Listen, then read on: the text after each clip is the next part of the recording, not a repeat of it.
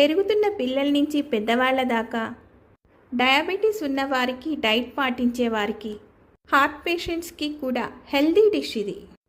అందరికీ శుభోదయం. బొబ్బర్లతోటి పొన్నగంటి కూరను తయారు చేసుకునే విధానం ఈ వీడియోలో చూద్దాం.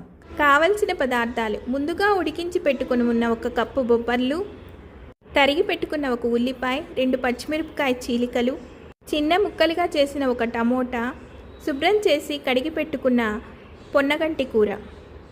ఇలా సిద్ధం చేసుకున్న తర్వాత స్టవ్ వెలిగించి ప్యాన్ పెట్టాలి. ప్యాన్ వేడెక్కిన తర్వాత 2 టేబుల్ స్పూన్ల నూనెను ఈ ప్యాన్లో వేయాలి. పొన్నగంటి కూరకు నూనె ఎక్కువ పట్టదు. సహజంగానే పొన్నగంటి కూరలో కొన్ని నూనె పదార్థాలు ఉంటాయి. ఇప్పుడు 1 టేబుల్ స్పూన్ ఆవాలు, జీలకర్ర వేయాలి.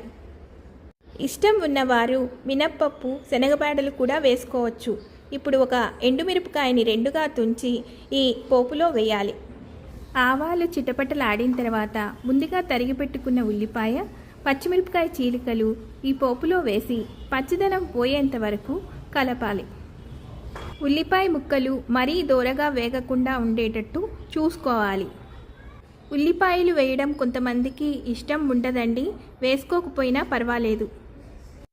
ఇప్పుడు 5 నిమిషాల పాటు మూత పెట్టి ఉంచాలి. 5 నిమిషాల తర్వాత మూత తీసి ఒకసారి కలిపి ముందుగా సిద్ధం చేసుకొని ఉన్న తరిగిన టమోటా ముక్కలను పాన్లో వేయాలి. టమోటాలు, ఉల్లిపాయలు, పచ్చిమిరపకాయలు బాగా కలపాలి. టమోటాలు పూర్తిగా మగ్గకుండా చూసుకోవాలి. ఇప్పుడు మూత పెట్టి ఒక 5 నిమిషాల పాటు ఉంచాలి. పొన్నగంటి కూర మన సంప్రదాయమైన ఆహారంలో ముఖ్యమైన ఆకుకూర. ఈ ఆకుకూరకు విత్తనాలుండవు, కాడల ద్వారానే పెరుగుతుంది. ఇలా కొద్దిగా దగ్గర పడిన తర్వాత శుభ్రం చేసి పెట్టుకుని ఉన్న పొన్నగంటి ఆకును ఇందులో వేయాలి. ఈ కూరలో vitamin A, vitamin C, vitamin K పుష్కలంగా లభిస్తాయి. ఇప్పుడు 1 స్పూన్ ఉప్పుని, 1/2 స్పూన్ పసుపుని వేసి ఈ పొన్నగంటి ఆకును కలపాలి. ఈ ఆకుకూరలో potassium, folate, fibre, magnesium, calcium, iron వంటివి సమృద్ధిగా లభిస్తాయి. రేచీకటి ఉన్నవారు, కంటి తడారడం వంటి సమస్యలు ఉన్నవారు ఈ ఆకుకూర తింటే మంచిది. కంటి పొడిబారడం తగ్గించడంలో ఇది తోడ్పడుతుంది.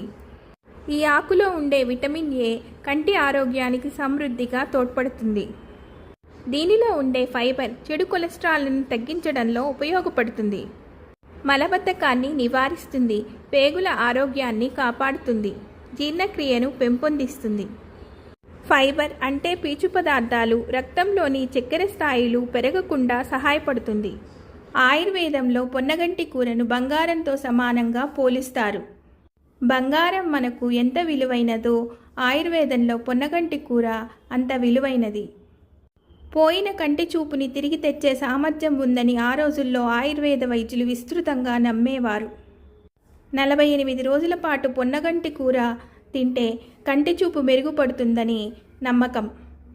కూర దగ్గర పడింది. ఇప్పుడు ముందుగా ఉడికించుకున్న బొబ్బర్లు ఈ కూరలో వేసి కలపాలి. ఆకు, టమోటాలు, పచ్చిమిరపకాయలు, ఉల్లిపాయలు, బొబ్బర్లు అన్నీ సమానంగా కలిసేలాగా కలపాలి. బొబ్బర్లలో ప్రోటీన్లు, ఫైబర్లు అధికంగా ఉంటాయి.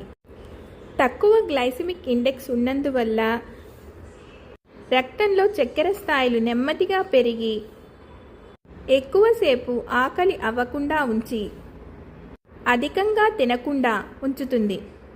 వీటిలో ఉండే కాంప్లెక్స్ కార్బోహైడ్రేట్స్ శరీర కణాల నిర్మాణానికి, కండరాల బలానికి అవసరమైన ప్రోటీన్లను అందిస్తుంది.